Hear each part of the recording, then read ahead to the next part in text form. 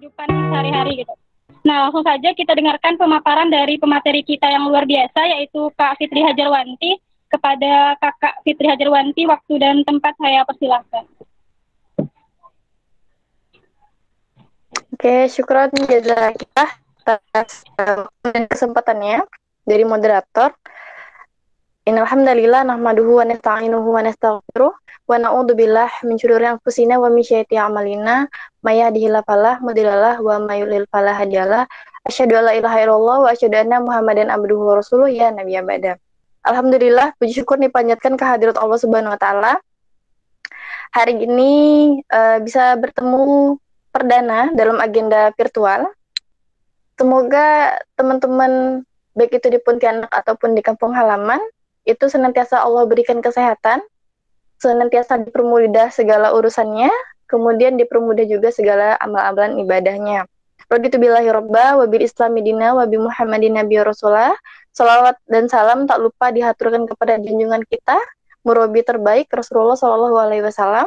Karena berkat perjuangan beliau dan para sahabat, hari ini kita bisa merasakan nikmatnya iman, masih bisa merasakan nikmatnya Islam.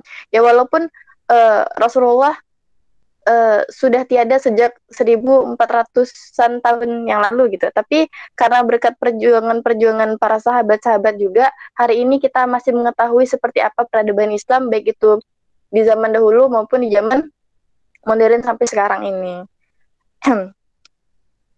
Agak nervous ya, bukan agak nervous. Nah, jadi insya Allah hari ini diberikan kesempatan untuk sedikit memberikan sharing-sharing tentang ada apa sih dengan ADK gitu. Sebelum itu minta tolong dibesarin boleh Kak itunya apanya PPT-nya.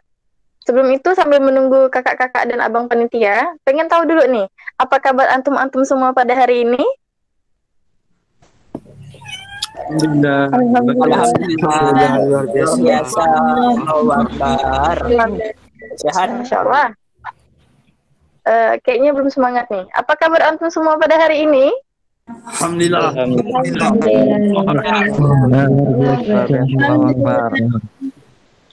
Oke.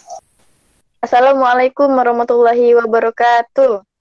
Waalaikumsalam warahmatullahi wabarakatuh.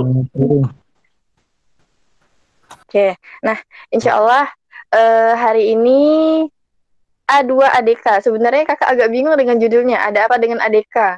Jadi maksudnya ada apa sih dengan aktivis dakwah sekolah gitu kan? Salah, aktivis dakwah kampus. Nah, kita boleh langsung ke surah yang ke slide selanjutnya. Nah, sebelum itu pengen tahu dulu.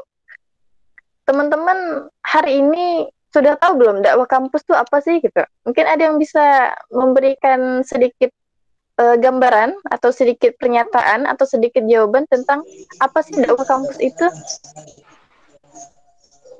Apa?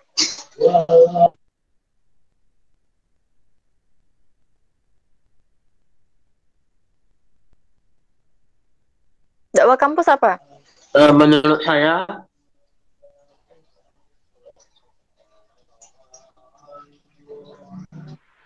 dakwah kampus itu adalah menyebarkan syiar-syiar Islam di dalam kampus.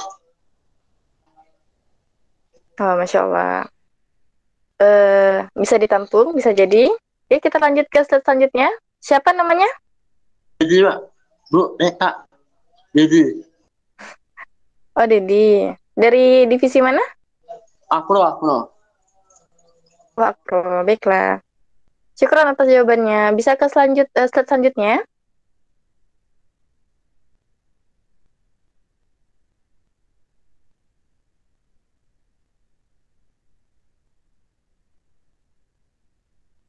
Slide selanjutnya. Erfandi. Ya ayyuhalladzina amanu in tansurullah yansurkum wa yutsabbit aqdamakum. Wahai orang-orang yang beriman, jika engkau menolong agama Allah, niscaya Allah akan menolongmu dan meneguhkan kedudukanmu. Nah, itu salah satu surah. Ini PPT-nya nggak jalan ya. Itu salah satu surah yang mana itu tuh sebagai motivasi buat kakak pribadi ya. Motivasi buat kakak pribadi bahwasannya kalau kita hari ini menolong agama Allah, insya Allah Allah tuh akan mempermudah segala urusan kita, akan mempermudah segala kesulitan-kesulitan kita kayak gitu. Nah, jadi Quran surah Muhammad ayat 7 ini benar-benar salah satu ayat yang menghibur para aktivis dakwah. Harusnya seperti itu, tapi tidak semua orang kan bisa merasakan makna dari makna dari kalimat-kalimat Allah ini gitu. Nah, wahai orang-orang yang beriman, barang siapa yang menolong agama Allah, niscaya Allah akan menolongmu dan meneguhkan kedudukanmu. Nah, Allah akan menolong kita dan Allah juga akan membuat kita itu teguh gitu. Nah, berbicara tentang dakwah ya, banyak sekali hal-hal yang berhubungan dengan dakwah. Salah satu contohnya ada di kisah-kisah sahabat-sahabat terdahulu ya, kayak Bilal gitu kan, Bilal bin Rabah, tahu kan? Seorang budak tuh kan, yang memiliki tubuh yang tegap, besar, kemudian memiliki ciri khas kulit yang agak sedikit eksotis gitu ya, agak sedikit eksotis gitu kan.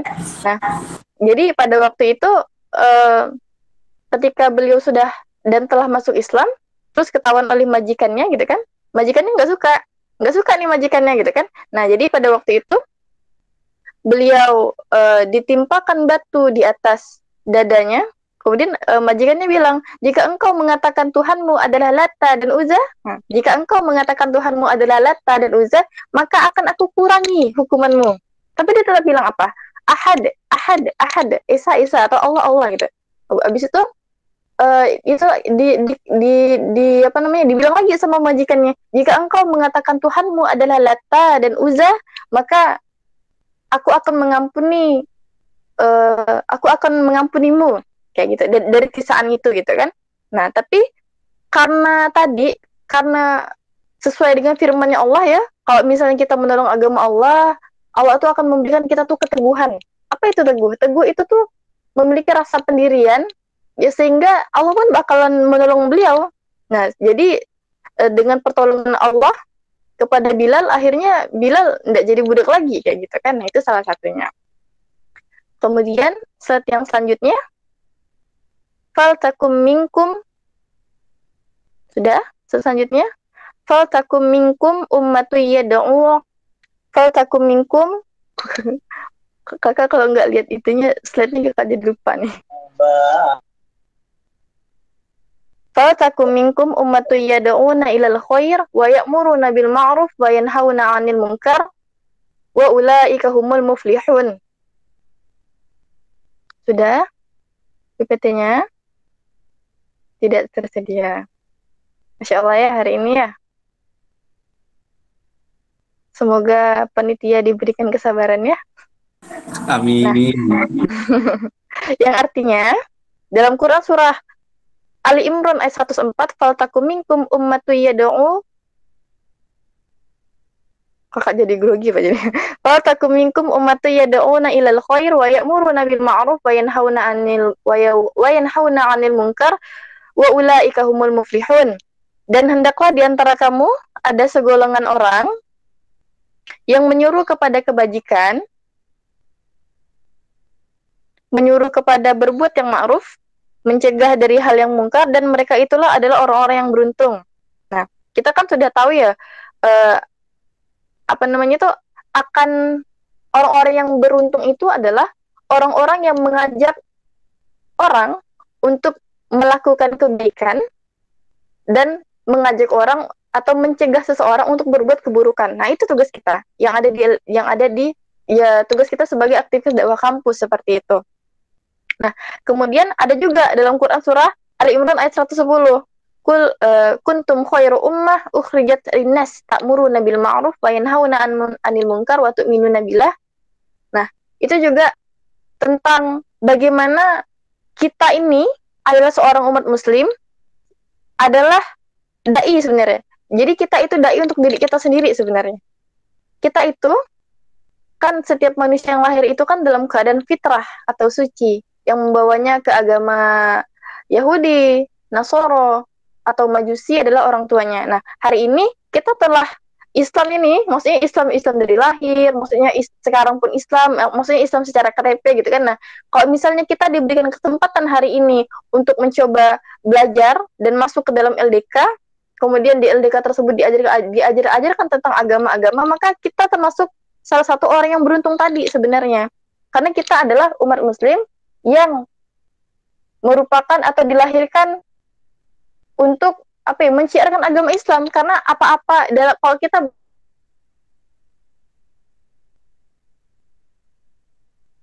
ada agama yang paling tinggi selain agama Islam, karena penciptanya menyuruh kita untuk beragama Islam seperti itu.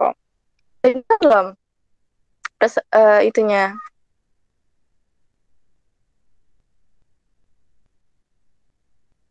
Jadi seperti itu. Nah, kita lanjut lagi lah ya. Naik lagi Kak atau Abang?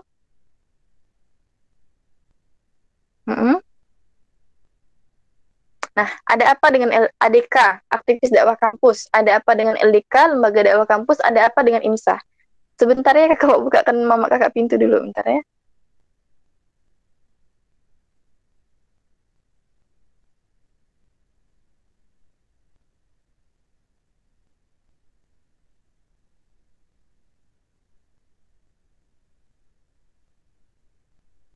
Nah, pengen tahu dong, sebelum kita membahas lebih lanjut tentang ADK, aktivis dakwah kampus maupun LDK IMSA, pengen tahu dong, adik-adik bergabung di IMSA niatnya karena apa sih?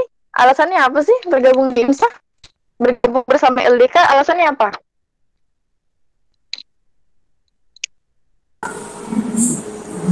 Alasan utama untuk memperbaiki diri, Kak.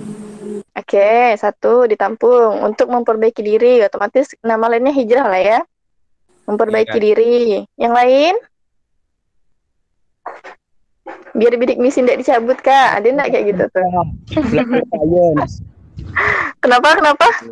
Belajar science. Belajar sains? Iya, belajar science. Baiklah, ditampung. Any else?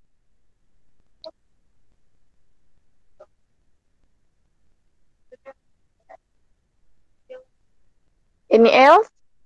Itu aja, memperbaiki diri aja. Belajar sains, apalagi? Bismillah, Assalamualaikum.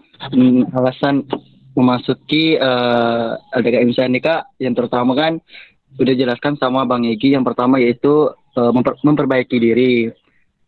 Terus yang kedua itu apa ya? Yang kedua tadi Belajar sains. Nah, ya itu. Nah, dan ketiga itu untuk mencari wawasan juga, Kak, dalam bidang ilmu itu seperti apa gitu, dan mencari keridhaan bersama kepada Allah gitu, dan ya dapat teman-teman yang baru, gimana ya dapat teman-teman bisa mengajak kita dan merangkul yang lebih baik lagi kayak gitu, Kak. Seperti itu, Masya Allah ya. Dari mulai ingin hijrah, ingin belajar, memperkuat sakofah atau wawasan, kemudian ingin mendapat keridhaan Allah bersama-sama gitu ya, Masya Allah. Udah dapat belum? Udah dapat belum? Kak, secara perlahan sih. Perlahan. Secara perlahan. Ada yang belum dapat? Ya. Ada yang belum dapat belum? Tujuan gabung di IMSA ada yang belum tercapai? Pengen hijrah, Kak? Mungkin, oke, lagi proses. Habis itu pengen apa lagi? Pengen belajar, Kak? Oke, lagi proses. Nah, apa lagi yang belum tercapai di IMSA? Ketika adik-adik gabung di IMSA.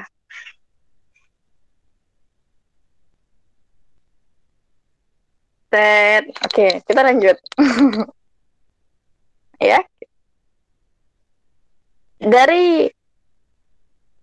Dari Amirul Mukminin Abi Hafs Umar bin Khattab berkata, aku mendengar Rasulullah Shallallahu Alaihi Wasallam bersabda, sesungguhnya perbuatan itu tergantung pada niatnya, dan setiap orang akan mendapatkan apa yang ia niatkan. Barang siapa yang hijrahnya karena Allah dan Rasulnya, maka hijrahnya akan diterima sebagai hijrah karena Allah dan Rasulnya. Dan barang siapa yang hijrahnya karena dunia yang ia cari, atau wanita yang akan ia nikahi, maka ia mendapatkan apa yang ia tuju. Nah, ini hadis arba'in yang pertama tentang pahala itu tergantung kepada niatnya. Innamal a'malu binniyat. Nah, bisa jadi hari ini kita tuh salah niat ketika kita masuk ke suatu organisasi. Kayak contoh nih, alasan kakak masuk BEM. Karena BEM itu tuh mau dimasukin tuh susah banget. Pas mau masuk BEM tuh ada namanya buku saku. Terus kita disuruh minta tanda tangan. Pokoknya nggak boleh salah. Terus kita nggak boleh masuk sekre. Ngintip aja nggak boleh. Lewat dia tuh, kok kita mau ngintip-ngintip tuh langsung disergah sama kakak-kakaknya. Terus itu alasan masuk BEM. Pokoknya killer banget lah. Kalau misalnya nggak hadir satu kali pertemuan, langsung dihukum menulis esai 4 kertas portofolio. Nah, itu. Jadi kakak pengen waktu itu karena merasa penasaran. Itu mungkin beda ya. Satu karena pengen istiqomah, terus pengen masuk ke akuntansi. Masuk ke akuntansi itu pengen memperbaiki akuntansinya atau pengen lebih luas lagi belajar akuntansinya. Masuk kampus karena ingin memperlancar namanya bahasa Inggris. Karena waktu SMA pernah ikut cerdas bahasa Inggris seperti itu. Nah, ternyata apa yang kakak dapatkan itu, apa yang kakak cita-citakan itu ternyata memang dapat sih. Tapi kadang-kadang ada rasa bosan, ada rasa semu. Karena ternyata niat-niat yang kakak masuki tadi, organisasi yang ingin kakak masuki tadi, ternyata kakak tuh salah niat gitu.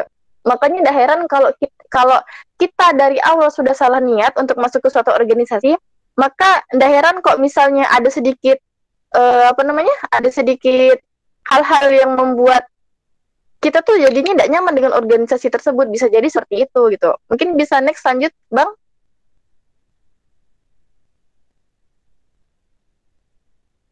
Itu sedikit pengantar ya tentang niat. Nah, ini termasuk alasan konyol kenapa kita tuh terjebak untuk masuk ke LDK. Yang pertama, mungkin dulu tuh masih masa pencarian, terus masuk LDK tuh, jadi akhirnya terjebak nih. Udah nggak mau ikut pengkaderan, mau nggak mau ya masuklah, kayak gitu. Benar nggak nih? Atau misalnya karena ikut organisasi hanya pengen biar bidik misinya tidak dicabut. Ini bisa jadi masa pencarian. Yang kedua, apa sih alasan selanjutnya kita tuh gabung LDK? Ada kecengan. Maksudnya apa? Jadi dulu nih ya, dulu kan pas ngelihat dunia kampus tuh bener-bener WoW ya, apalagi pada saat kita mau agenda GOISC itu enggak. Agenda GOISC itu kan buat kita tuh kalau adik-adik mungkin enggak melihat ya secara langsungnya ketika agenda GOISC ya. Tapi kalau dulu tuh karena memang kita itu offline, jadi GOISC itu pas lihat dunia kampus tuh, pokoknya pas pertama kali datang ke kampus, kita tuh langsung terpana dengan abang-abang yang soleh-soleh sama kakak-kakak yang soleha-soleha. Jadi tuh pas ngeliat kerudung panjang tuh, ya Allah, ini teroris ke? Sampai bilang kayak gitu loh. Awal-awal tuh walaupun kakak di Rohis, walaupun dulu kakak tuh di Rohis tuh juga udah hijrah gitu. Cuma tuh pas ngeliat dunia kampus kayak ngeliat dunia lain gitu. Betul nggak? Nah ini nih, ada kecengan gitu. Ada maksudnya kita tuh kayak terpana, kayak jatuh cinta, jadi akhirnya, oh pengen nih gabung LDK gitu. Itu alasan yang kedua, alasan konyolnya begitu. Yang ketiga, ikutan teman. Jadi saking bingungnya mau ikut organisasi yang mana, ya udahlah ikut-ikut aja IMSA gitu kan. Yang keempat, pengen hijrah. Nah ini salah satu alasan adik-adik yang tadi adik-adik sampaikan, pengen hijrah, pengen memperbaiki diri. Itu sebenarnya tidak masalah alasannya. Cuman iman tuh kan naik turun, betul nggak? Naik karena ketaatan, turun karena kemaksiatan, betul nggak? Maksiatnya apa aja? Entah itu melihat sesuatu yang tidak baik, dengerin orang gibah, habis itu ngomongin hal-hal yang tidak baik. Nah kayak gitulah. Iman itu naik turun. Katanya tadi pengen hijrah. Nah ketika udah dikasih kesempatan masuk ke LDK, tahu-tahu malah menghindar gitu, karena mikirnya, ala kak, masuk di IMSA tuh kak, banyak tidak bolehnya kak. Kok banyak tidak bolehnya? Ada tuh kasus gitu, kok banyak tidak bolehnya? Iya kak, Masa lah Kak, kita tuh Kak nggak boleh goncengan sama kawan kita Kak, laki-laki misalnya gitu. Habis itu ada juga, Kak, masuk LDK tuh Kak, apa namanya tuh, suka terlambat Kak. Suka terlambat. Syuruknya jam 15.30, tapi mulainya jam 16.30 gitu. Kok nggak sama dengan HMD sama BEM sih Kak? Misalnya kayak gitu. Dan lain-lain. Nah, katanya pengen hijrah. Gimana kalau pengen hijrah? Korbankan diri gitu. Katanya pengen hijrah. Ya, benar-benar masuk ke LDK gitu. Kemudian yang kelima, alasannya mungkin karena agenda. Maksudnya tertarik jadi panitia, jadi akhirnya masuk nih gabung ke LDK. Atau ada juga alasan klasik. Bukan klasik sih, memang benar-benar mungkin memang orang yang niatnya benar kali ya. Pengen istiqomah niatnya karena Allah. Nah, jadi dulunya mungkin pernah ikut rohis, akhirnya lama-kelamaan ketika ngelihat dunia kampus, pengen melanjutkan dakwahnya, pengen melanjutkan hijrahnya, yaitu pengen istiqomah gitu. Nah, kita nih di kategori yang mana? Adik-adik di kategori yang mana nih? Alasannya gabung di LDK. Karena kalau awal-awalnya kita sudah tahu niatnya karena apa, kita pasti akan mengusahakan, karena salah satu bukti cinta itu dengan mengorbankan sesuatu. Nah, kayak gitu. Jadi adik-adik yang mana dulu nih alasannya gabung di IMSA? Karena tadi ke bidik misi, karena ada yang pengen didekatin kah? Atau karena hanya ikut-ikutan temen kah? Atau karena benar-benar pengen hijrah kah? Atau karena hal-hal lainnya gitu. Karena kalau niat di awal tidak kita perbaharui, tidak kita niatkan karena Allah, kita bakalan dapat tuh apa sesuai dengan tujuan kita masuk LDK, tapi kita tidak bakalan bisa istiqomah. Bahkan nih, baru sebulan 2 bulan atau setengah kepengurusan kita tuh udah hilang. Karena tadi niat di awal. Kalau niat di awal nggak ikhlas, atau niatnya di awal nggak karena Allah, ya bakalan menjadi orang-orang yang tidak bisa mencapai itu tadi semua gitu, atau tidak bisa menyempurnakan organisasinya itu, karena LDK ini sama organisasi lain tuh beda banget gitu. Lanjut Kak, kita agak percepat. Nah, fenomena ADK ini kebalik ya. Fenomena anak-anak LDK atau fenomena aktivis dakwah kampus. Kalau aktivis biasa, kalau aktivis BEM beda ya, aktivis HMJ beda. Tapi kalau aktivis dakwah kampus nih, nah LDK lah dia. Apa sih maksudnya fenomena ADK? Ini kita lah yang bisa tahu ya. Kita tuh kawan. Maksudnya apa sih? Maksudnya fenomena aktivis dakwah kampus nih yang sering terjadi. Yang sering terjadi nih ya, baik itu di tahun kakak sampai ke tahun-tahunnya adik-adik. Yang pertama, kita itu kawan. Apa sih kita kawan? Kita itu kader Afwan banyak alasan. Jadi misalnya nih, ada syuruk terus misalnya murabinya suruh liko ke. Nah, kita tuh selalu bilang, Afwan Kak, Afwan Bang, nggak bisa datang. Afwan. Banyak sekali Afwannya. Alasannya pun banyak sekali. Ini mitos ke fakta nih? Di lapangannya kayak gini. Fakta. Oh, fakta, oke. 100% ya. Oke. Mitos atau fakta? Yang kedua, kita itu sering asiap. Apa sih asiap?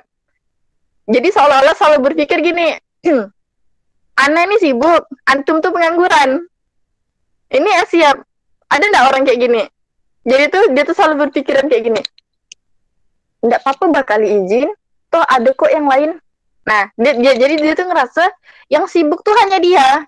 Yang sibuk tuh hanya jurusan dia, hanya prodi dia juga sibuk dengan organisasinya yang lain. Seolah-olah aktivis dakwah yang lain tuh pengangguran. Ini mitos ke fakta nih orang yang begini nih. Fakta ya. Nah, jangan fakta ya. Oke, 100% fakta. Oke. Mitos atau fakta? Kalau kita ini kader dakwah yang 4S plus 1 BT. Maksudnya apa? Maksudnya tuh orang-orang yang senang tampil nih, tapi sering terlambat. Dikasih tugas suka mengeluh. Habis itu kalau misalnya orang tiba-tiba ndak negor dia atau misalnya dia ndak diajak, tiba-tiba suka maju. Ditambah lagi dia tuh banyak tanya. Nah, ini nih 4S plus 1 BT, senang tampil. Maksudnya pas hari H ya tampil lah. Tapi pas suruh tak pernah tampil. Habis itu sering terlambat. Nah, ini sih sering sekali nih. Syuro 15.30. Apa namanya judulnya ya sih judulnya 15.30, tapi pada kenyataannya mulainya 16.30. Nah, kayak gini. Jadi suka merajuk. Nah, suka merajuk ini banyak gak nih? Jadi akhirnya tiba-tiba menghilang tanpa kabar. Habis itu tak lama suka mengeluh. Alah banyaknya gak agenda imsannya. Sering dah kayak gitu. Mitos ke fakta nih?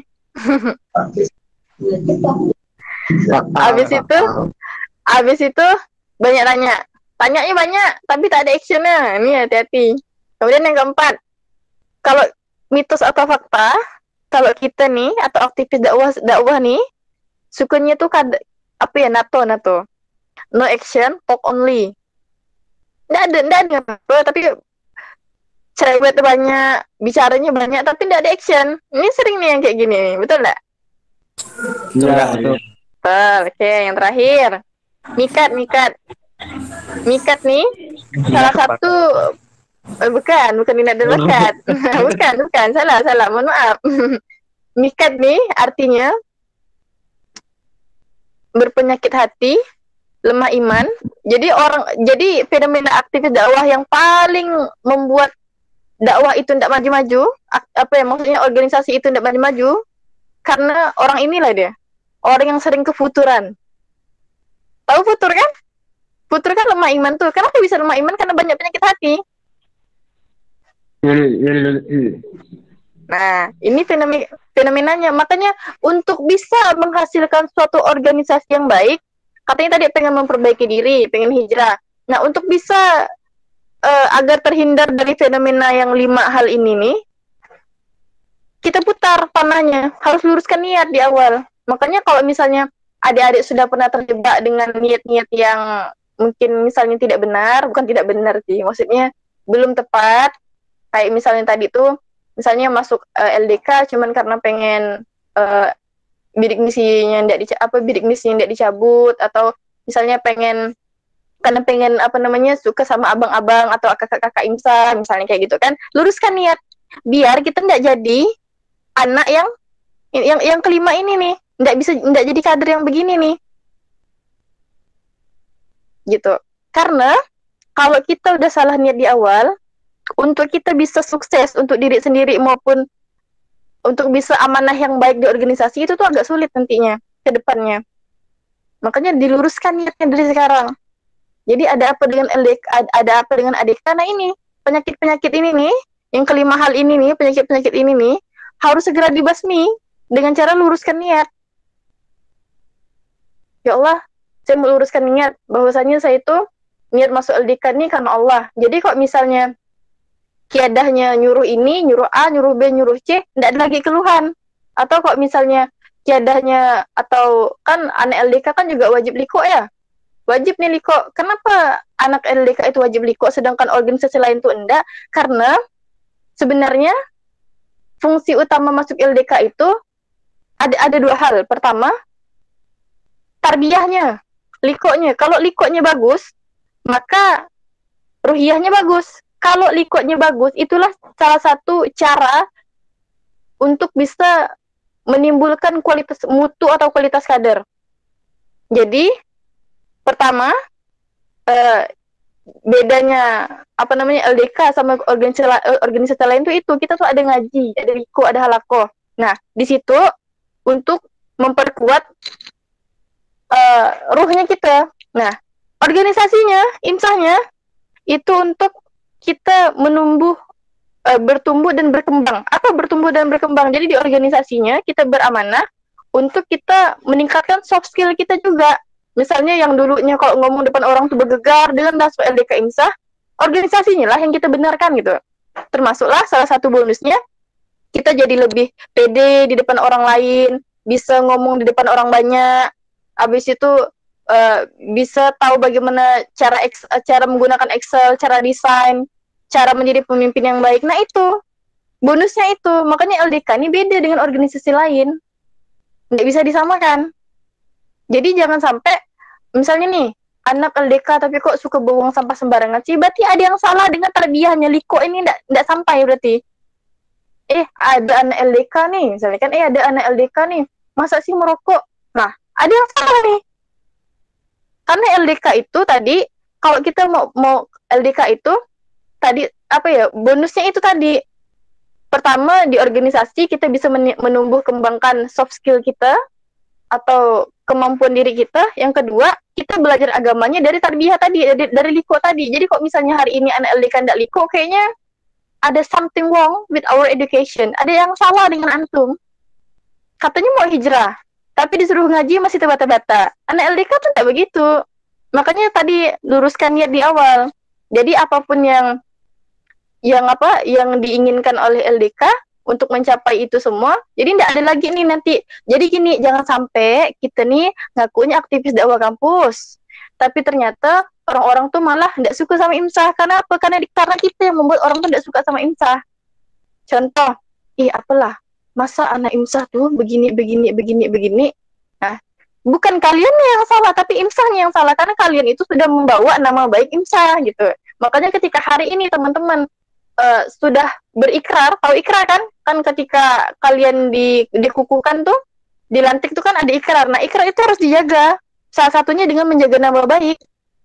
Jangan sampai nama organisasi itu hancur karena kalian yang tidak patuh sama kiada, yang tidak patuh sama pemimpin, yang tidak patuh sama murobinya, kayak gitu. Itu ya. Next, dilanjutkan.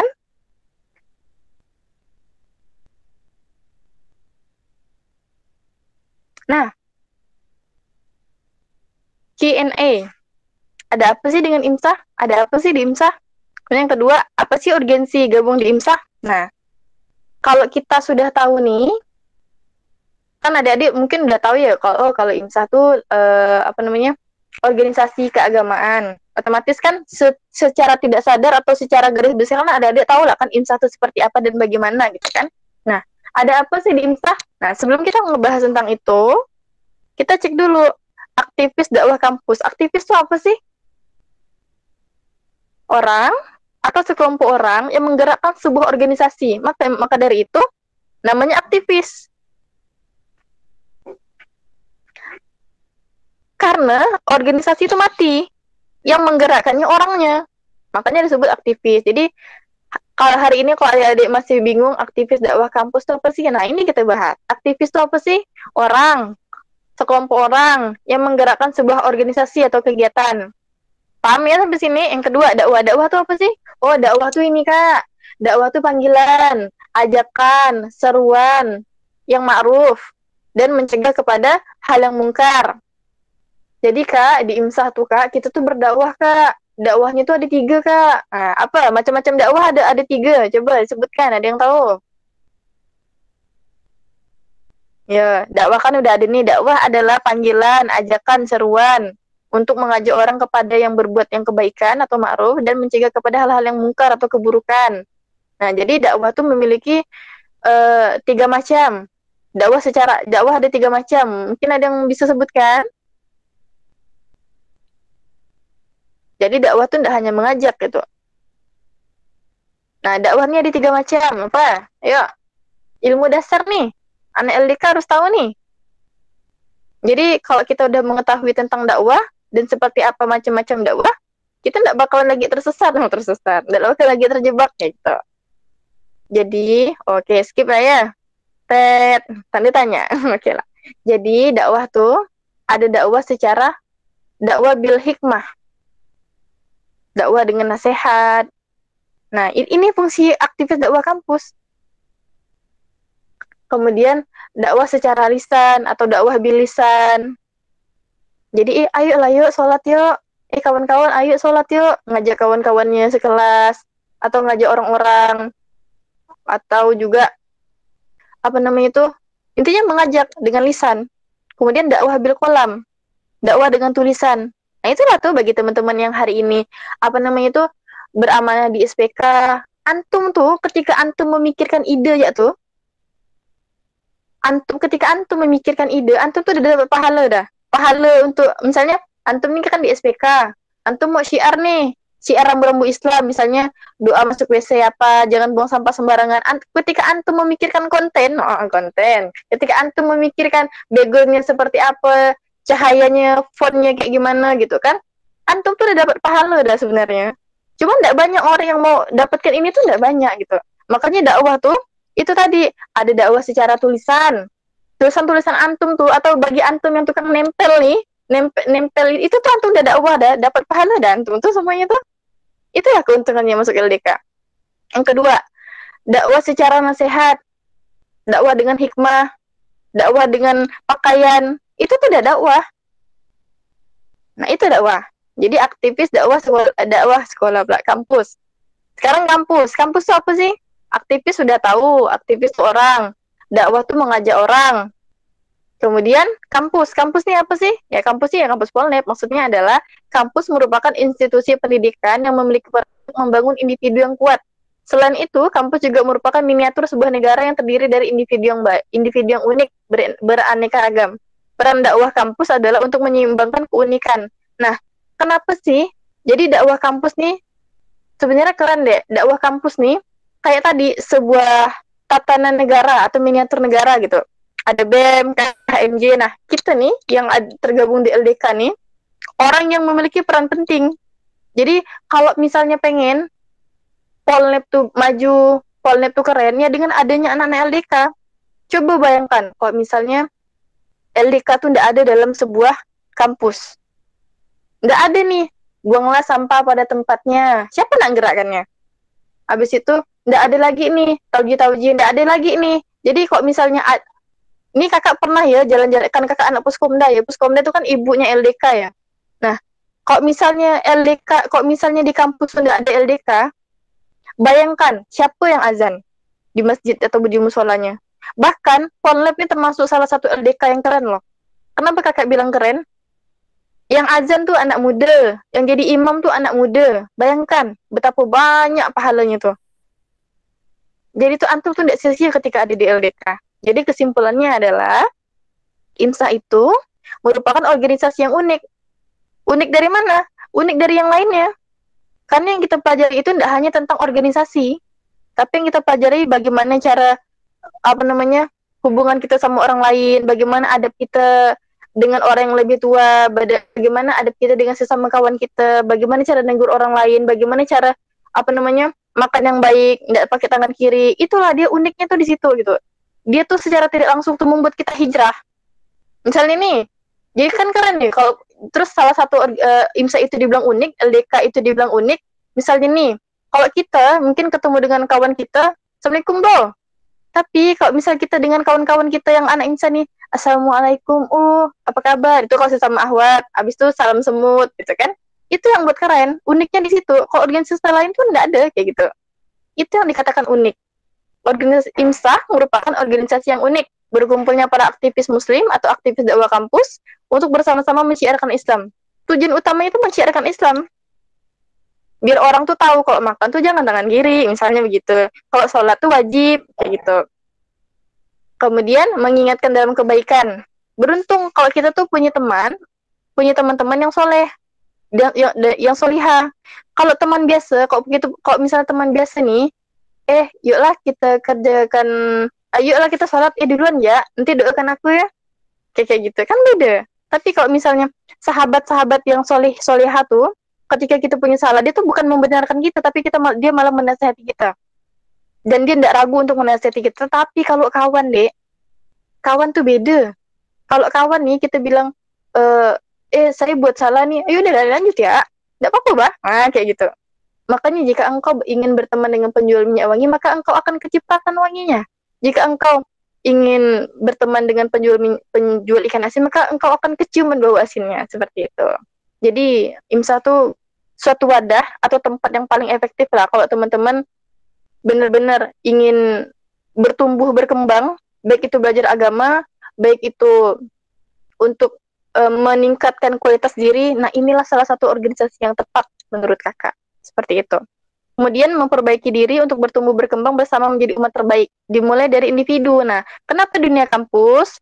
Karena dunia kampus itu beda ya antara Rohis sama LDK ya. Kalau Rohis tuh kita tuh ngurusin adik-adik yang belum dewasa yang masih pengen cari jati diri. Tapi kalau di LDK nih, ketika dunia kampus nih, aktivis-aktivis itu pokoknya beda dengan Rohis. Kalau Rohis itu masih kekanak-kanakan. Kalau aktivis dakwah kampus tuh udah bisa mandiri. Nah itulah makanya dimulainya itu dari diri sendiri, dari individu dulu. Habis itu baru lingkungan keluarga, lingkungan masyarakat, lingkungan negara, barulah terciptanya sebuah peradaban. Kenapa dibilang dimulai dari diri sendiri? Nah, kita memulai untuk memperbaiki diri itu dari diri sendiri dulu. Nanti ajak keluarga. Nanti kan kita berkecimpung di masyarakat. Nah, bagaimana masyarakat tuh lihat kita, oh, berarti dia kuliah ini tidak sia-sia. Ternyata dia kuliah ini tidak sia-sia loh. Dia pandai ngaji, dia juga pandai bagi waktu. Nah, itu yang kakak maksudkan memperbaiki kualitas diri. Jadi itu tidak semerta-merta hanya sibuk kuliah tapi tidak dapat apa-apa gitu. Nah, kemudian bisa dimulai dari tatanan negara. Nanti ketika adik-adik jadi mahasiswa sekarang, nanti bisa jadi adik-adik jadi PNS, adik-adik kerja di mana? Kerja dan berkecimpung di pemerintahan. Tapi apa-apa yang adik dapatkan tuh itu tuh tidak sia-sia. Misalnya nih, antum ketika ada di LDK kan diajarkan misalnya tidak boleh nyontek, tidak boleh curang. Maka kita tidak bakalan curang, kita tidak bakalan nyontek nih ketika kuliah. Itulah dia poinnya tuh sebenarnya tidak terlalu gimana-gimana sih. Cuman itulah yang membuat kita tuh lebih baik dari sebelumnya gitu. Nah itu dia. Mungkin boleh dilanjutkan Bang? Kita agak percepat. Jadi urgensi gabung di IMSA tuh, nah, adik-adik udah tahu lah ya. Nah, apa sih? Dapat apa sih ketika adik-adik di LDK IMSA? Dapat apaan sih ketika di LDK IMSA gitu kan? Nah, ini salah satu poin semangat yang harusnya kita itu, ini bisa dijadikan salah satu semangat gitu. Ketika hari ini adik-adik belum mendapatkan apa-apa di LDK IMSA, bisa jadi karena kitanya yang tidak berkontribusi aktif, karena kitanya yang males-malesan, yang salah niat, yang tadi itu penyakit-penyakit yang sebelumnya itu. Dapat apaan sih kita di LDK IMSA? Di LDK IMSA, ini kakak rasakan ya, ketika kakak ada di LDK IMSA. Yang pertama, iman gratis. Maksudnya apa? Ilmu yang bermanfaat, tapi gratis. Liko tuh kan gratis, makanya jangan sampai kita tuh buat merobi kita tuh, kakak-kakak mentor kita tuh nunggu. Padahal nih mereka tuh tidak digaji, mereka tuh hanya pengen sharing ilmu kepada adik-adik, hanya terus sama-sama mewakafkan harta kayak bensin, waktu. Cuman itu aja, tapi kok kita zalim banget sih? Kan kita kan udah pernah ikrar nih, saya berjanji gitu kan, ketika mau masuk LDK itu kan pas pelantikan kan, kita kan udah ikrar, ketika kita sudah masuk ke dalam suatu organisasi, maka apapun aturannya, apapun kebijakan di LDK harus kita ikutin. Makanya kalau hari ini kita tidak dapatkan apa-apa dari LDK, berarti ada yang salah dari apa yang kita pahami. Seperti itu. Makanya hari ini yang disampaikan itu tentang itu. Ilmu yang bermanfaat. Coba bayangkan, adik-adik lah ya yang tahu ya, ini pakalah pandemi. Kalau tidak pandemi ini, adik-adik bakal ngerasakan ukhuwah yang keren ketika adik-adik ada di IMSA. Jadi, organisasi manapun, maksudnya organisasi LDK nih, minimal tuh, ketika kita ikut agenda tuh, minimal tuh ada 1 permen, 1 air, itu enggak? Iya kan? Nah, itu salah satunya gitu. Apalagi kadang-kadang nih kalau Liko nih, kakak mentornya yang bawakan air. Udah gitu kakak mentornya yang bawakan makanan. Tapi masih gak tergerak, berarti ada yang salah dari niat antum tadi di awal gitu. Jadi yang antum dapatkan tuh di LDK tuh banyak. Malahan tuh lebih banyak daripada apa yang antum perbuat di organisasi itu. Tadi dapat ilmu secara gratis. Iman gratis, ilmu bermanfaat secara gratis. Gratis loh. Cuma datang ya, habis itu dengarkan kakaknya 2 jam. Baik dari itu wallahualam, entah ke materinya masuk telinga kanan keluar telinga kiri, atau ada yang mencatat, atau ada yang tercantol sedikit, nggak tahu kan gitu. Itu yang antum dapatkan di LDK, nggak ada di tempat lain. Kemudian yang kedua, dapat lepat. Apa sih lepat? Kakak juga lupa bentar ya. Lepat. Nah, dapat lingkungan yang tepat. Lingkungan yang tepat. Intinya ketika kita ada di LDK, kita nggak bisa melihat orang itu dari sudut pandang kita. Karena setiap orang tuh maksudnya gini, ketika di LDK, kita nggak boleh berpikiran gini, padahal dia udah ngaji, tapi kok dia kayak gitu sih, nggak bisa seperti itu. Karena kan setiap orang memiliki proses belajar, proses hijrah tuh ada yang lama, ada yang sebentar, ada yang instan, kayak gitu. Jadi kita nggak bisa samakan. Misalnya, dia sama-sama anak LDK, masa dia kayak gini sih, masa dia kayak gitu sih, misalnya. Nggak bisa kita seperti itu. Kita yang harus lebih bersabar dengan partner-partner kerja kita. Karena tiap orang tuh memiliki itu tadilah kesempatan belajar yang beda-beda, pemahaman yang beda-beda, prosesnya pun beda-beda. Gitu. Nah, LDK misalnya sebenarnya lingkungan yang tepat. Kok misalnya antum tadi pengen hijrah, pengen lebih baik, pengen begini, inilah lingkungan yang tepat. Tapi kenapa tidak dimanfaatkan dengan baik? Seperti itu. Yang selanjutnya, dapat apaan sih di IMSA? Di LDK? Dapat kawan-kawan yang cansol gansol. Apa sih maksud ini? Cantik soleha, ganteng soleh. Pengen kan? Yang ahwat-ahwat nih, nggak hanya menutupi auratnya secara sempurna, secara syar'i, tapi juga solihah. Ketika ngomong tuh, Masya Allah sekali. Habis itu ihwan. Hafalannya luar biasa, sering jadi imam. Itu kan luar biasa. Nggak banyak, jangan sampai ya, waktu-waktu yang Allah berikan kepada kita selama 24 jam nih, nggak kita manfaatkan dengan baik gitu. Karena kan waktu luang itu hanya akan diisi dengan dua hal. Waktunya untuk yang baikkah, atau waktu yang tidak baik gitu. Nah, jadi kalau kita dapat di LDK IMSA dapat teman-teman yang selalu mengingatkan dalam kebaikan. Nah, ini dia di IMSA gitu, yang mengingatkan dalam kebaikan. Bahkan nih, saking sudah terkoneknya hati, kita tuh bisa telepati. Misalnya nih, si A bilang, aduh, aneh lagi futur nih, coba minta pendapat atau saran dari siapa? Dari teman kita. Coba mau dapat saran nih dari kawan, cuman bilang assalamualaikum. Tiba-tiba kawannya bilang, ya ada apa? Yuklah kita jalan-jalan. Antum lagi, terus kita bilang aneh lagi futur. Ayolah kita jalan-jalan. Apa ya? Ketika ada seseorang yang futur, kita tuh jadi langsung semangat gitu. Ketika ingat dia gitu. Itulah kerennya. Kok punya teman solihah nih. Habis itu yang kedua, yang selanjutnya itu ratap. Apa ya ratap ya? Bentar ya. Kakak lupa. Ratap. Ratap tuh memiliki karakter yang baik. Secara perlahan tuh karakter kita menjadi baik loh. Contohnya, kita kan udah di aktivis kampus nih.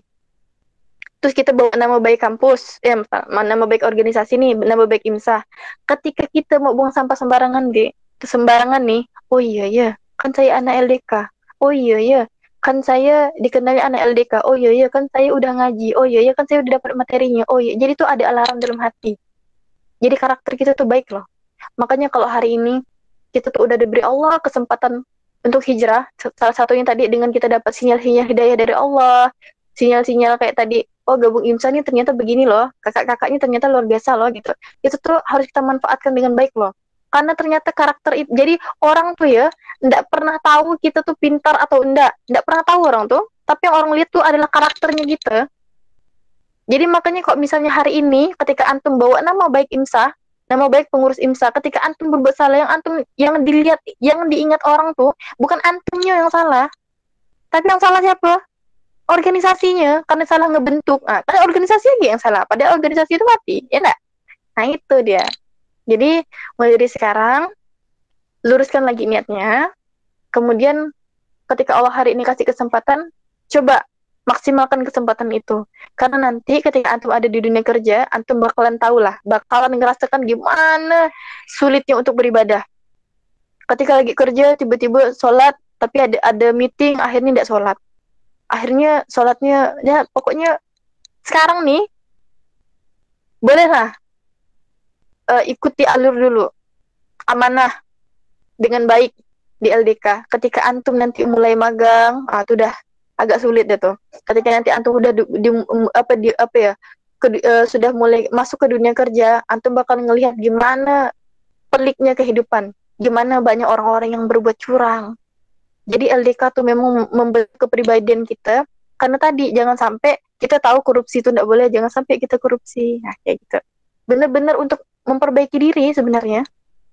Jadi tidak ada yang salah dengan LDK, yang salah tuh kita yang tidak mau berubah, kita yang salah niat, kayak gitu. MLT, ketika di LDK kita tuh dapat multi level pahala, betul enggak? Kita tidak pernah tahu nih ya, di saat kata yang mana, ajakan yang mana, ternyata orang-orang tersebut tuh sholat, dan kita nih secara goibnya nih, secara tidak langsung nih, kita tuh dapat pahala sholatnya dia, tanpa mengurangi pahalanya dia. Gimana tuh? Kita dapat pahala sholat dari orang, misalnya kita nih di SPK ke atau di IMSA ke selalu ngajak orang untuk sholat. Ayo lah, maksudnya ngajak teman kita ke misalnya hayal sholat gitu kan. Yuk lah sholat yuk. Hari pertama ngajak sholat, merekanya marah-marah. Hari kedua makin marah. Ngapa ya kau nih? Gitu. Ngapa ya? Kalau mau sholat ya bah. Usah ngajak-ngajak orang gitu misalnya gitu. Hayal sholat, hari berikutnya kita ajak, akhirnya dia terpaksa sholat karena ndak enak kan. Kan ada juga kan orang terpaksa karena ndak enakan kan, diajak terus kan sholat, akhirnya dia jadi kebiasaan untuk sholat. Bayangkan tuh berapa banyak pahala ketika dia sholat, terus kita mendapatkan pahalanya dia, terus tanpa mengurangi dia pahalanya dia. Gimana tuh kerennya LDK tuh begitu loh. Makanya hari ini kalau adik-adik ketika ada syuruk ke adik-adik tuh ndak ikut syuruk atau karena alasan yang klasik, itu tuh sangat sayang sekali gitu. Karena di syuruk tuh ya dapat keberkahan. Beda ya ketika antum ada di BEM hari ini, antum ada di HMJ ke UKM manapun. Ada ndak yang segala sesuatu tuh dimulai dengan bacaan basmalah? Dengan baca Al-Quran? Ndak ada. Ndak ada kayak gitu. Kecuali pas zaman kakak dulu, rata-rata pas zaman kakak tuh salah satu zaman yang semuanya tuh anak LDK. Jadi anak LDK tuh tidak hanya IMSA, tapi di semua organisasi. Tapi mereka aktif. Jadi di BEM tuh, kalau misalnya kakak kan di BEM, ketika di BEM tuh, kalau mau rapat tuh, yang anak IMSA duduk sini, yang perempuan lah, yang tidak nyentuh laki-laki di sini, nanti kita di sini ya, kayak gitu. Saking kerennya. Terus kalau misalnya rapat nih, udah aja nih, yolah mereka yang ngajak kita sholat. Bayangkan, saking kerennya ketika kita memiliki status menjadi anak IMSA, anak LDK, tapi mereka yang yang paham tentang kita. Terus kakak kan Menteri Keuangan ya, pas kakak jadi Menteri Keuangan itu, kakak tuh membawahi ketua-ketua HMJ. Ketua-ketua HMJ kan rata-rata kan Ikhwan kan, bukan Ikhwan, jadi cowok kan. Jadi tuh ketika kakak lewat tuh misalnya mereka berkerumun tuh, tepilok, Kak Hajar mau lewat katanya kayak gitu. Tepilok, anak IMSA mau lewat. Tahu lah kan kita anak IMSA nggak boleh disentuh, nggak boleh tersentuh katanya gitu. Sampai ada ejekan kayak gitu tuh, itu luar biasa banget lah. Oh iya, tahu nggak yang ikut Sel Eco Marathon kemarin tuh anak IMSA loh. Ada, kalau kalian flashback lagi, ada di mesin tuh ada yang namanya Sel Eco Marathon ya. Nah, beliau itu dapat juara di Filipina ke Manila, kakak juga lupa, dapat juara lah pokoknya. Itu tuh aku tuh anak IMSA loh, bayangkan. Jadi tuh kalau kita berprestasi itu tadi salah satunya IMSA juga bawa-bawa gitu. Tahu ndak, Ane tuh ndak nyangka ya. Nah, kayak misalnya nih, tahu ndak, Ane tuh ndak nyangka ya. Ketika Ane kenal abang-abang IMSA, kakak-kakak IMSA, ternyata Ane tuh merasa lebih adem. Ane tuh merasa semua masalah-masalah Ane tuh hilang karena Ane tuh dekat sama Allah. Kayak gitu, luar biasa banget lah. Kalau misalnya antum hari ini benar-benar sekali meluruskan niat karena Allah, itulah motivasi terbaiknya gitu, dapat pahala gitu kan. Kemudian yang selanjutnya cendal itu cerdas dan terkenal. IMSA tuh di zaman kakak lah ya, kami anak IMSA tuh tidak hanya satu organisasi. Kakak waktu itu tidak hanya IMSA, tapi kakak dalam 1 tahun itu ada 4 organisasi, dan semuanya itu mendapat amanah yang luar biasa. Menteri Keuangan BEM nggak, anak mentoring nggak tahu ya, anak mentoring itu ngurusin semua maba ya. Terus di HMJ akuntansi, kakak sering jadi MC pas pengkaderan, kakak konseptor, kakak juga eksekutor. Di UKM Powers, kami juga ngadain lomba untuk agenda Sekalbar. Jadi semua organisasi ini semuanya bisa terpenuhi. Jadi kakak tuh heran kok misalnya ada adik-adik yang ikut cuman 1 organisasi tapi tuh udah aktif tuh, kayaknya ada something wrong gitu. Kakak 4 organisasi, alhamdulillah bisa. Karena tadi Allah yang menguatkan gitu. Nah, jadi teman-teman yang ikut LDK IMSA nih kan juga ada di organisasi lain. Bayangkan gimana sibuknya masing-masing organisasi itu. Tapi ketika dapat rapot, ketika lulus rata-rata dapat 10 besar semua seprodi. Bayangkan betapa ketika hari ini kita sering baca Quran tadi kan, di IMSA kan ada namanya amal yaumi kan, baca Quran itu kan membuat kita itu pikiran jadi bersih dan jernih. Nah itu yang membuat kita tuh cerdasnya pun juga enggak nyontek gitu. Terkenal kita. Terus kok misal kita jalan nih, ya ada IMSA mau lewat tapi tepi-tepi, terkenal karena itu. Ya tahu enggak, anak IMSA tuh tahu enggak, saya tuh punya teman anak IMSA katanya. Tahu enggak, kok misalnya ada pengkaderan ke atau apa tuh katanya kan sampah permen ke sampah plastik ke sampah air ke katanya kan ditaruh tuh dalam tas saking dia tidak mau buang sampah sembarangan. Luar biasa banget. Terkenal karena kebaikan gitu. Beda banget. Kemudian yang terakhir itu dua apa nih? Dua tanda tanya. Maksudnya apa? Maksudnya begini, dua tanda tanya itu maksudnya kita itu disayangi oleh semua makhluknya Allah. Kalau tanda tanya kan? Tanda tanya sebelah kanan, habis itu jika kita copy paste, habis itu kita kita balik, kan jadinya begini kan, love kan. Nah, anak IMSA tuh dia sayang sama semua orang, disayang sama Allah, disayang sama semua orang, dihargai oleh orang kayak gitu. Jadi apa sih yang tidak kita dapatkan di IMSA nih? Semuanya dari kita dapatkan, tinggal kita ya mau atau enggak. Maka hari ini bagi adik-adik yang belum aktif, yang belum tahu saya itu mau ngapain di IMSA, tanya aja. Misalnya kita ke Syuro, Afan kak, tugas saya apa ya? Afan kak, ini kenapa ya? Afan kak, ini kak gitu. Jadi kalau hari ini adik-adik sudah mengetahui, adik-adik kan udah tahu LDK itu apa, ADK itu apa, perannya apa. Insya Allah gitu. Kalau adik-adik udah tahu semua nih, rugi banget lah kalau adik-adik tuh nggak menjalankan amanah dengan baik. Rugi sekali. Rugi banget. Jadi kalau hari ini belum mendapatkan manfaat, barangkali kita nih niatnya tidak ikhlas karena Allah. Barangkali niat kita nih memang benar-benar tidak tepat. Nah, kalau hari ini kita masih bermalas-malasan ikut syuro, masih bermalas-malasan atau melalaikan yang namanya liko, berarti ada yang salah gitu. Allah tuh pengen kita serius, tapi kenapa kita tidak serius? Ini nih udah Allah kasih kesempatan untuk ada di LDK. Jadi sama kayak gini, proses kerennya LDK tuh sama kayak kita di kehidupan sehari-hari. Contoh nih, kita sama-sama belajar di dalam satu kelas ada 30 mahasiswa, sama-sama belajar, sama-sama ngerjain tugas, betul nggak? Sama-sama belajar nih, sama-sama ngerjain tugas gitu kan. Tapi kenapa ada orang yang juara 1 terdepan, kenapa ada orang juara 1 terbelakang? Bedanya di mana, ayo? Bedanya di mana tuh? Ayo, bedanya di mana? Sama-sama belajar, sama-sama ngerjain tugas, sama-sama ngerjain tugas kelompok. Tapi kenapa ada orang juara 1 terdepan, ada orang yang di tengah-tengah, posisi rankingnya, ada orang yang juara 1-nya tapi terbelakang? Karena tadi tidak adanya jidiyah, tidak adanya keseriusan.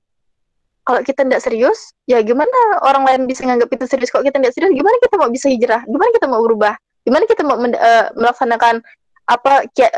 melaksanakan apapun yang kiadah kita inginkan? Nggak bisa. Seperti itu. Harus ada jidiyah, keseriusan, sungguh-sungguh, kerajinan, kedisiplinan, nah banyak lah. Dan lain-lain. Next. Ini insya Allah terakhir. Stop, start, atau continue. Ini pilihan antum.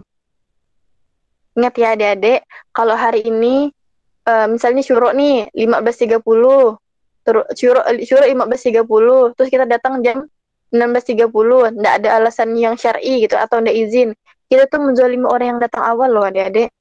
Kalau hari ini kiadah kita entah ke Kak Winda, ke Bang Dimas, ke Bang Sahrul, ke Bang Tauhid, ke Kak Vivi, ke siapa lagi, Kak Amanda, ke Kak Dinda, ke misalnya WA kita hanya ngerit, kita tuh zalim loh. Terus kalau misalnya mereka nanya assalamualaikum, kawan-kawan apa kabar nih, kita cuman ngerit ya, itu tuh kita tuh zolim sama mereka. Bayangkan ya lah kalau misalnya kita nih WA orang, terus orangnya cuma ngerit doang. Gimana perasaannya? Sakit kan? Sakit lah tapi tidak berdarah. Sakit sih tapi tidak berdarah gitu kan. Kayak gitu. Nah, ini sekarang pilihan antum semua. Udah tahu arah gerak imsah atau aktivis dakwah kampus itu seperti apa, udah tahu perannya gimana, udah tahu keuntungannya gimana, tinggal antum menentukan. Mau berhenti kah? Mau mulai lagi dari awal ke atau melanjutkan estafetnya, melanjutkan amanah-amanahnya. Itu pilihan. Next. Jelas nih, jelas. Next, Bang. Bang Irfan.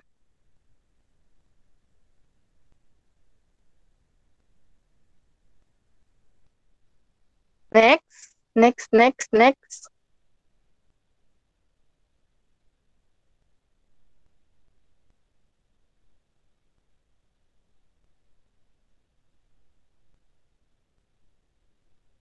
Oke. Untuk menciptakan imsah yang ideal, untuk menciptakan organisasi yang ideal, harus dimulai dengan kaderisasi yang baik. Adik-adik sebenarnya sudah termasuk ke dalam kaderisasi. Apa itu kaderisasi? Kaderisasi itu kan mencakup beberapa hal ya. Rekrut, sudah direkrut, dibina dengan liko, dibina dengan kasih amanah, dijaga, baru diberdayakan. Nanti kalau misalnya udah direkrut, adik-adik kan udah terekrut nih sekarang nih, dibina dengan dua hal, dibina dengan ikut halakoh karena wajib tadi, kan untuk ruhiyah, kemudian dibina untuk menjadi orang yang bertumbuh dan berkembang.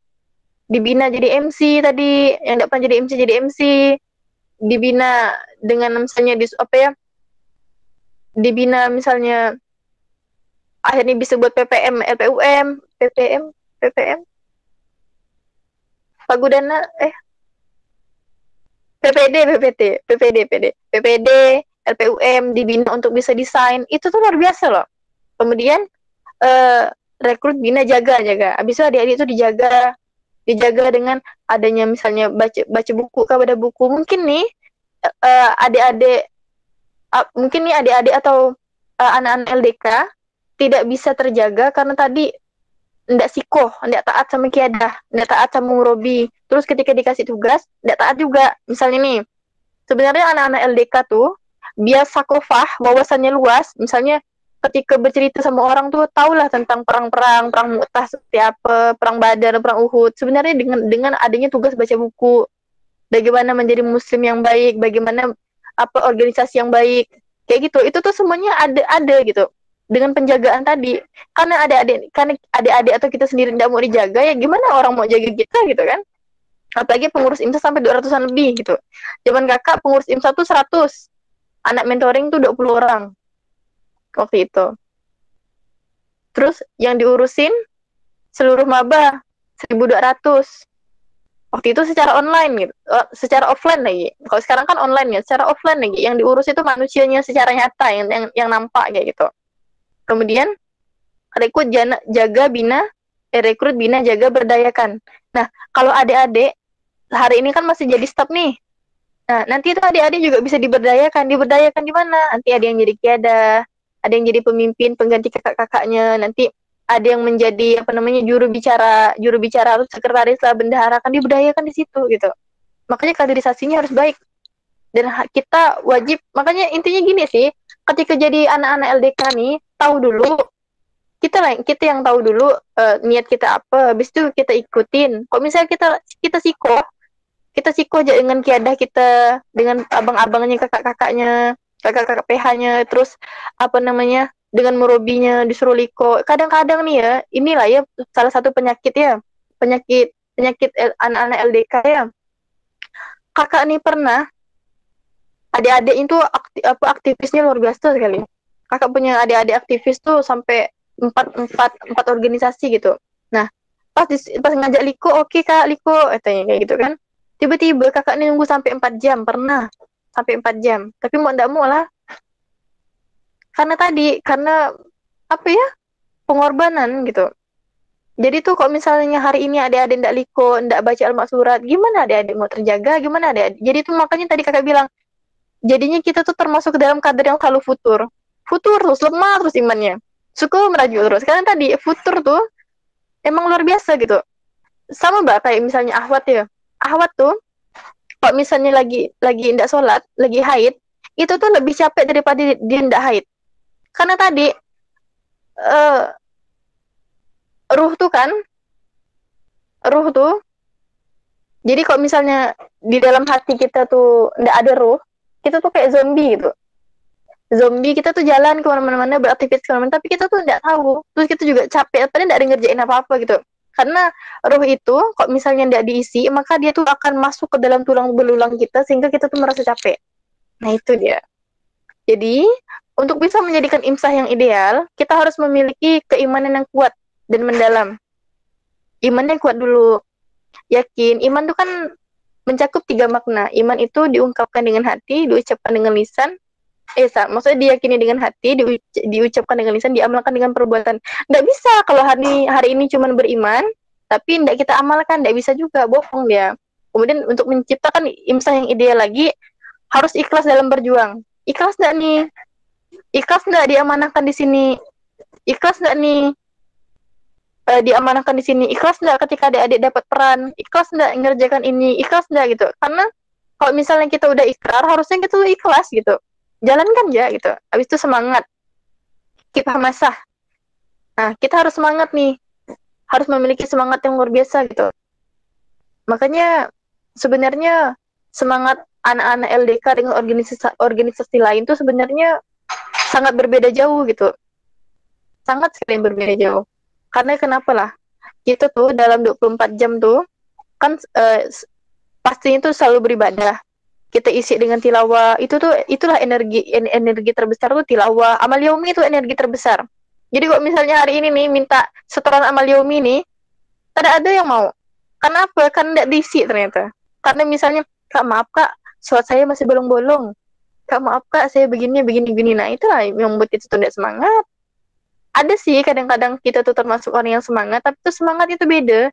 Semangat karena keimanan, semangat karena adanya keimanan dalam hati, itu tuh beda dengan semangat hanya jasadnya tuh beda. Kayak gitu. Yang keempat, kesiapan amal dan pengorbanan. Jadi kalau pengen imsah yang ideal, pertama, anak-anaknya harus liko. Itulah ruhnya. Jadi kalau misalnya anak-anaknya liko semua tuh, kalau misalnya ada misalnya apa namanya tuh, kan kadang-kadang kan kita ada kelas ya, ada gap ya, sesama kawan pun kita punya gap ya, karena tadi ada penyakit hati. Makanya kalau misalnya kita liko, terus kita nggak jalankan amal yomi, itu akan ngebuat kita tuh, biasa aja gitu, dalam menghadapi teman-teman kita yang lagi berpenyakit hati, yang tiba-tiba merajuk, tiba-tiba suka ngeluh, tapi tuh kita tuh jadi orang yang sabar gitu. Itu yang pertama. Yang kedua, untuk menjadikan imsah yang ideal, harus memiliki kader yang militan.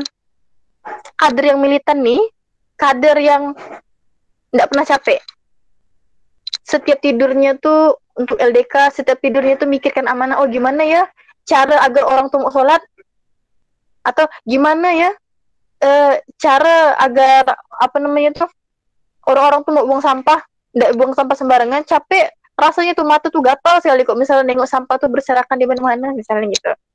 Gimana ya cara ngajak mereka ya? Gimana ya begini ya? Kader yang militan, kader yang penuh dengan ide-ide, kader yang selalu semangat dalam melakukan kegiatan. Itu untuk menciptakan imsah yang ideal. Bagaimana lagi untuk menciptakan imsah yang ideal? Untuk menciptakan imsah yang ideal harus sikoh, taat, samaan wa ta'atan, atau sami'na wa ta'na. Taat sama murabi.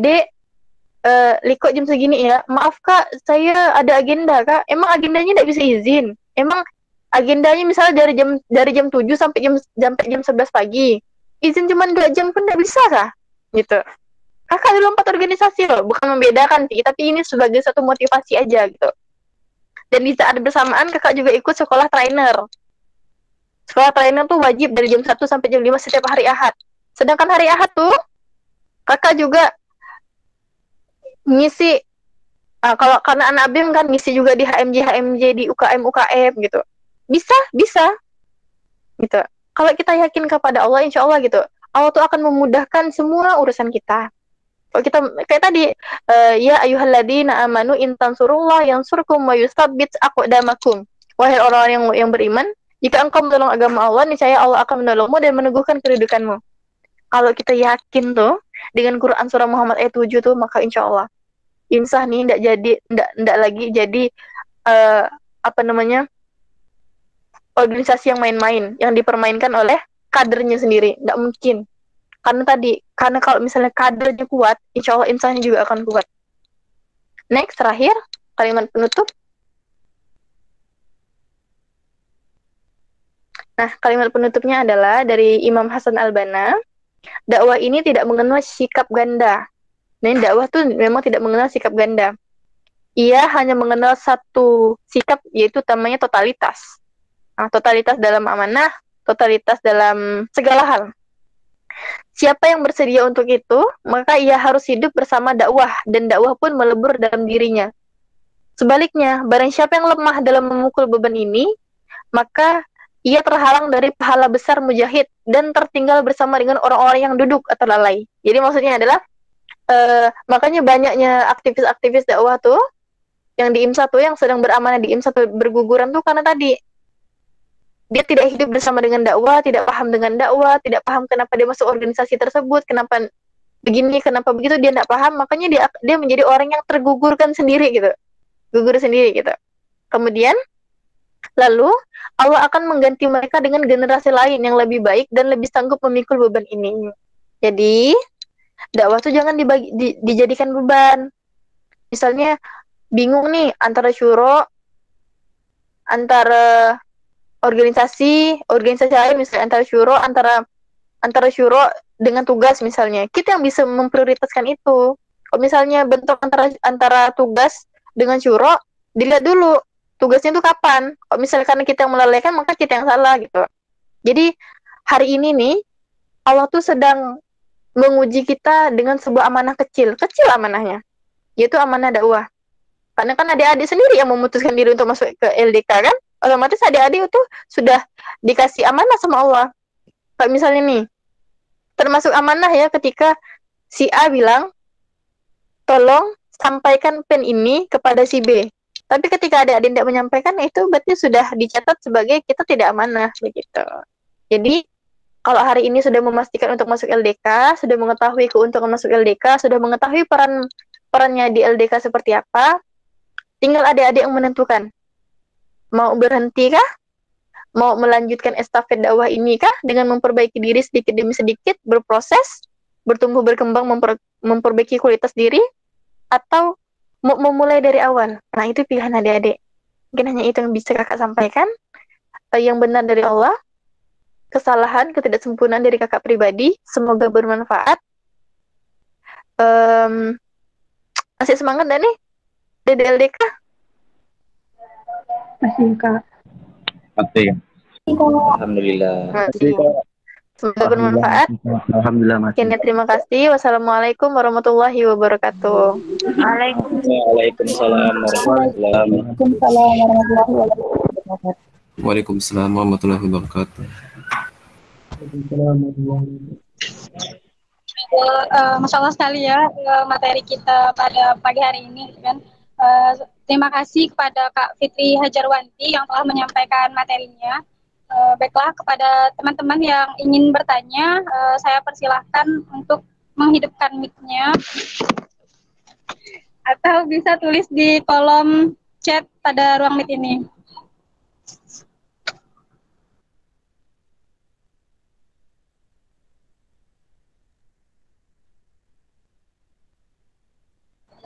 Pada teman-teman yang ingin bertanya, silahkan.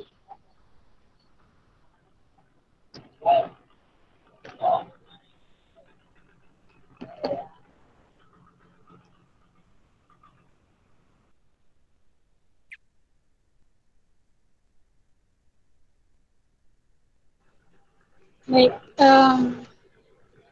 nah Kak, ada pertanyaan nih dari Tessa. Izin bertanya Kak, bagaimana sih tipsnya jika menasihati teman tanpa harus menyinggung perasaan beliau? Karena setiap orang pasti berbeda, ada yang bisa nerima dan ada yang tidak bisa menerima dari ajakan kita. Nah, syukron Kak. kepada Kak Fitri Hajarwanti, mungkin mau langsung dijawab. Boleh langsung dijawab. Gimana sih cara atau tips menasehati teman yang tidak menyinggung perasaan? Nah, berdakwahlah sesuai dengan kaummu. Paham nggak maksudnya apa? Itu dulu. Ada yang tahu nggak? Berdakwahlah sesuai dengan bahasa kaummu. Ah, gimana tuh? Maknanya tuh.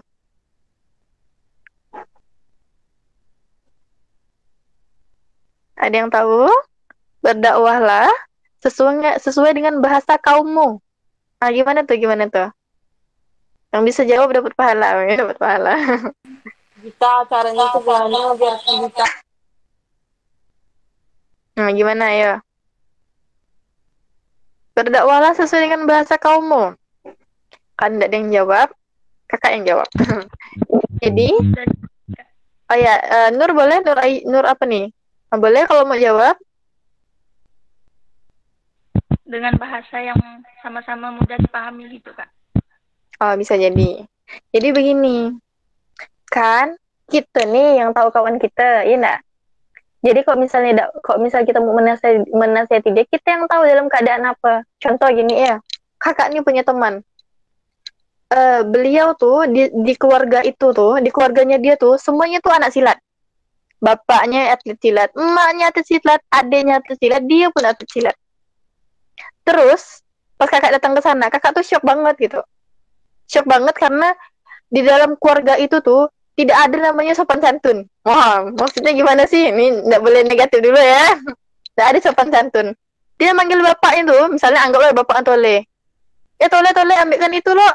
Jadi tuh nggak dikata maaf. Jadi tuh nggak dikata maaf, kata tolong, kata apa Gi? Maaf, tolong apa Gi satu ya? Maaf, tolong. Makasih. Maaf, tolong, terima kasih. Ini ada kata-kata itu. Jadi kakak shock banget lah karena ini nih anaknya nggak beradab sekali, gak sama bapak gitu kan. Ternyata memang seperti itu keluarganya. Jadi kalau misalnya dia mau ngajak bapaknya sholat, karena dia tahu nih, kalau misal bapaknya itu kalau bapaknya itu mau sholat, kok misalnya ditegur di depan umum, paham nggak maksudnya? Diteriak-teriak, terus sampai tetangga dengar gitu, bapaknya bakalan malu. Jadi dia bilang gini, nah pas kakak itu tuh, ya Allah mak, jam 2 siang nih katanya, belum lagi bapak tuh nak sholat kata. Oh Tole, kau tuh udah tua, dan uzur dah kata. Bila lagi kau nak sholat kata. Apa kalau kata orang Pontianak tuh pakai kaum. Jadi kan tetangga dengar nih. Coba gak aku diam, iya bah aku sholat berapa? Itu yang maksudnya bahasa kaum gitu. Terus adiknya didakwahin, adiknya juga keren. Adiknya tuh tipe orang nggak mau kalah. Jadi kalau dia mau melakukan sesuatu, dia tuh harus menang. Cuma salah. Dia tuh kalau misalnya mau nurut sama kakaknya ini harus menang. Dia tidak boleh kalah. Jadi setiap dia nak ngajak adiknya nih sholat, kalau misalnya adiknya masih dari nonton TV tuh masih belum beranjak gitu kan.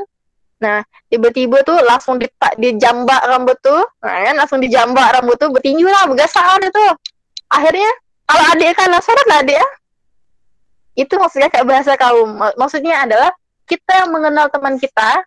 Kalau misalnya contoh nih, kayak misalnya mau mendakwahi anak biar tidak tersinggung misalnya kan, anak laki-laki biasanya tuh biar mereka enak masuk pemahamannya itu. Kalau anak laki-laki itu dalam ilmu psikologi, kalau mau mendakwahi mereka, menasihati mereka, ajak dia makan. Jadi dia tuh anak laki-laki tuh tidak bisa didakwahi, tidak bisa dinasihati kalau lagi lapar. Itu. Jadi karena kita yang mengetahui bahasa teman-temannya kita yang tahu misalnya, oh dia ini bisa didakwahin kok misalnya dalam keadaan yang dia tuh lagi happy. Tahu enggak, kemarin tuh saya enggak slow sama antum. Kenapa pula? Misalnya gitu kan, dia lagi dalam keadaan enggak marah kan. Kenapa pula enggak suka? Iyalah, antum tuh kemarin tuh terlalu berlebihan. Masa antum bilang aneh di depan orang kayak gitu? Oh iya maaf lah. Tersinggung enggak? Enggak kan? Nah itulah dia. Bahasa kamu tuh kayak gitu. Kita yang tahu teman kita. Jadi di saat apa kita harus menasihatinya, kita yang tahu. Makanya perlu kita itu mengenal semua orang. Bahkan nih, kalau kakak di lingkungan tuh, kakak yang kakak tanyakan apa yang antum sukai, apa yang antum tidak sukai. Karena kakak pengen tahu tipenya dia nih kayak gimana gitu. Makanya setiap kita ngomong sama si A pasti beda dengan kita ngomong sama si B, karena setiap orang beda-beda. Betul kata si Tessa kayak gitu. Insya Allah bisa lah ya, bisa dipahami lah ya. Insya Allah Kak.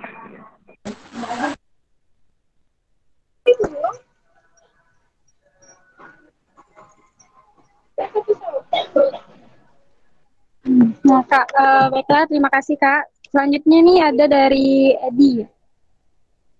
Kak, saya Edi izin bertanya, bagaimana cara mengatasi keistiqomahan yang terkadang sering longgar? Maksudnya tuh ketika kita ingin istiqomah atau ingin hijrah, lalu beberapa minggu kemudian istiqomah tersebut mulai sedikit demi sedikit hilang gitu Kak. Nah, gimana Kak caranya untuk mengatasi hal tersebut? Istiqomah nih, seperti tadi kakak bilang, istiqomah tuh sebenarnya banyak caranya, tipsnya. Pertama, niatkan Allah, minta tolong sama Allah. Sama kayak doanya para nabi. Doanya para nabi, doanya para sahabat itu bukan tentang meminta ampun.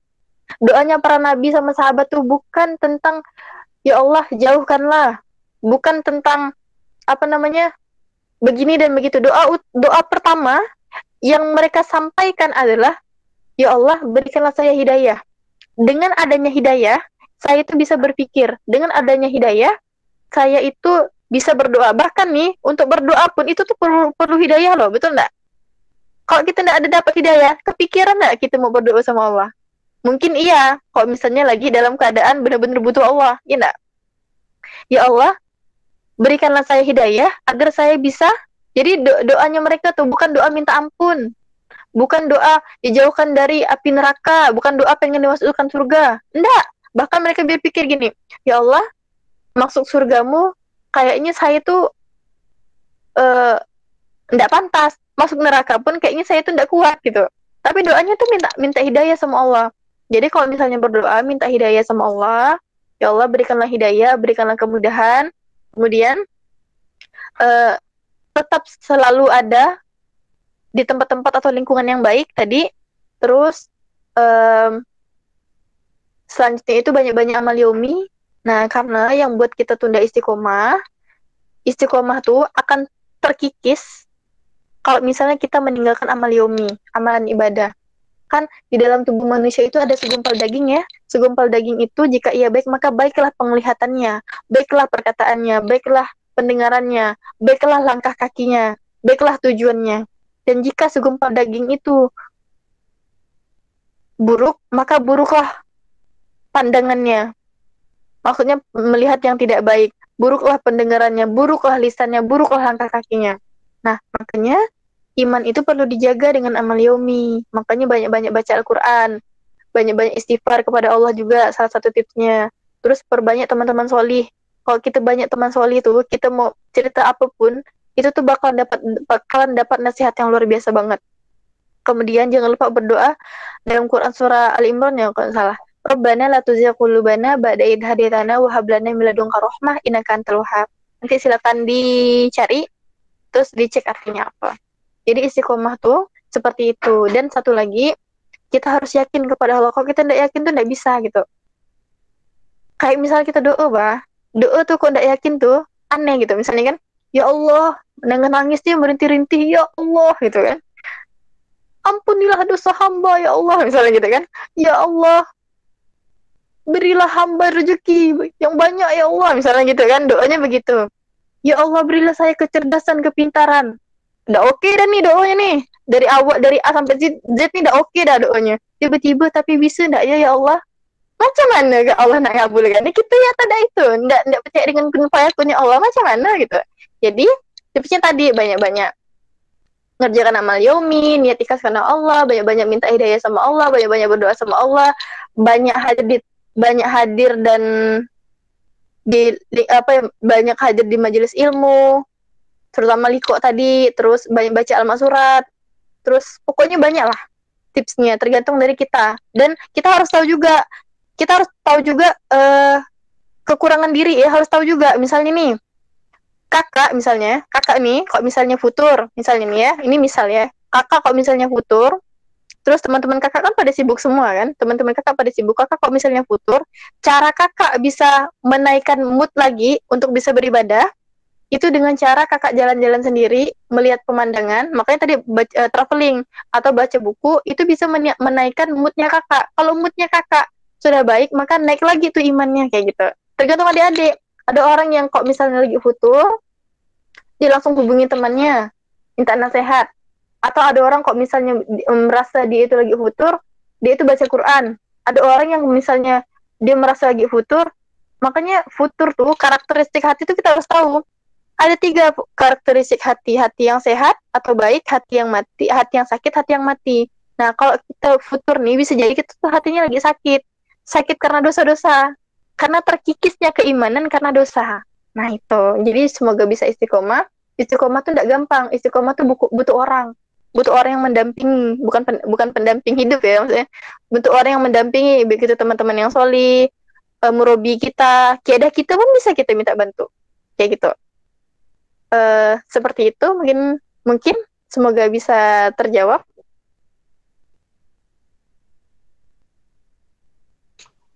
Nah, jadi gitu ya, Edi, cara mengatasi istiqomah agar istiqomah gitu di jalan Allah. Nah, mungkin boleh satu orang